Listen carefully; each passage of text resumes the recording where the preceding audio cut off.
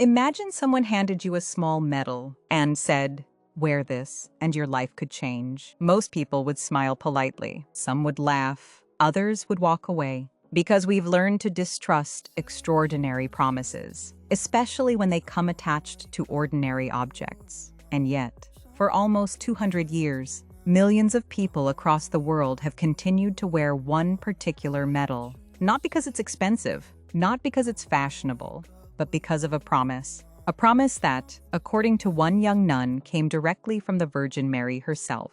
She didn't promise wealth. She didn't promise an easy life. She made a far more mysterious promise. Those who wear it with confidence will receive great graces. Think about those words, not might receive, not perhaps receive, will receive. It's one of the boldest promises ever connected to a Christian devotion. But why? Why would Mary ask the world to wear a medal? Why not simply ask people to pray? Why create an object at all? Tonight, we aren't investigating a piece of metal. We're investigating a promise, one that millions still believe and millions still question. Because perhaps the greatest mystery isn't the medal itself. It's why that promise refuses to disappear. If someone were going to change history, you would expect them to be influential, educated, powerful. Catherine Labouré was none of those things. She was a young novice, quiet, unknown, living inside a convent on Rue du Bac in Paris. Her days looked exactly like everyone else's. Prayer, work, silence. Nothing suggested that history was quietly moving toward her. Then, during the night of July 18th, 1830, everything changed. Catherine later described being awakened by a small child. He stood beside her bed and whispered, "Come to the chapel. The Blessed Virgin is waiting for you." Imagine hearing those words in complete darkness. Would you follow? Or convince yourself it was only a dream? Catherine followed. She crossed the silent corridors of the convent. Every step echoed through the night. When she reached the chapel, someone was already there. What happened over the following months would eventually inspire one of the most recognized Christian symbols on earth. But here's what makes this story extraordinary. Mary didn't begin with a warning. She didn't reveal dramatic prophecies. She made a request. Simple, unexpected, almost ordinary. And yet, that request would eventually place the same small medal around the necks of millions of people.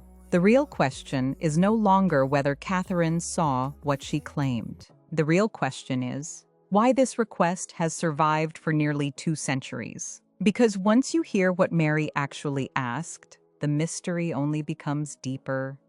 When Catherine entered the chapel, she didn't describe fear. She described peace. Before her stood the Virgin Mary, radiant, silent. Her hands were extended toward the earth. Then something extraordinary caught Catherine's attention. Brilliant rays of light poured from the rings on Mary's fingers. Some shone with breathtaking intensity. Others remained completely dark.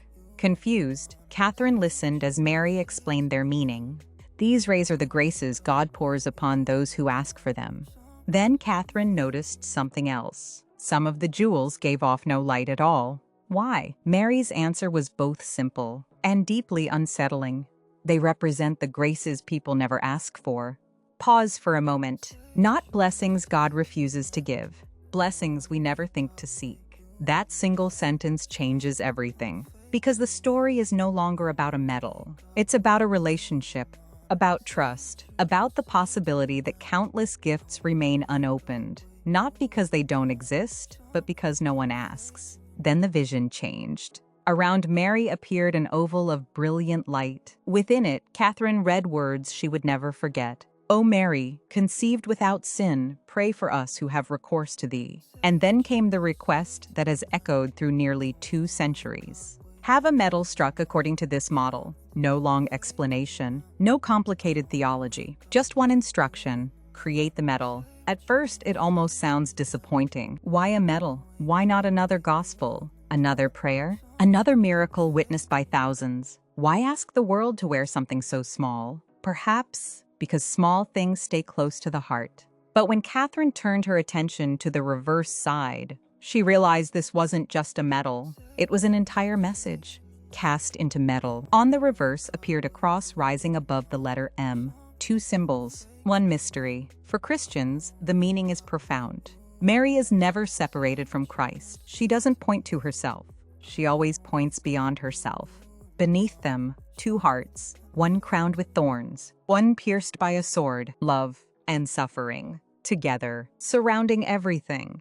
12 stars, hope shining even in darkness. Every detail carried meaning. Every symbol invited reflection. But the most remarkable part wasn't the design. It was the promise attached to it. Mary never said the medal itself possessed power. She never suggested it worked like a charm. The promise was different. Those who wore it with confidence would receive great graces. Notice those last two words. With confidence. Not mechanically. Not superstitiously. Not because of the medal itself. The promise was inseparable from trust. That distinction would become essential because over the years, people began telling astonishing stories. Stories of protection, stories of unexpected conversions, stories of hope returning when everything seemed lost. Were they miracles? Coincidences? The power of faith? No one could answer with certainty, but one thing became impossible to ignore. The medal spread with extraordinary speed,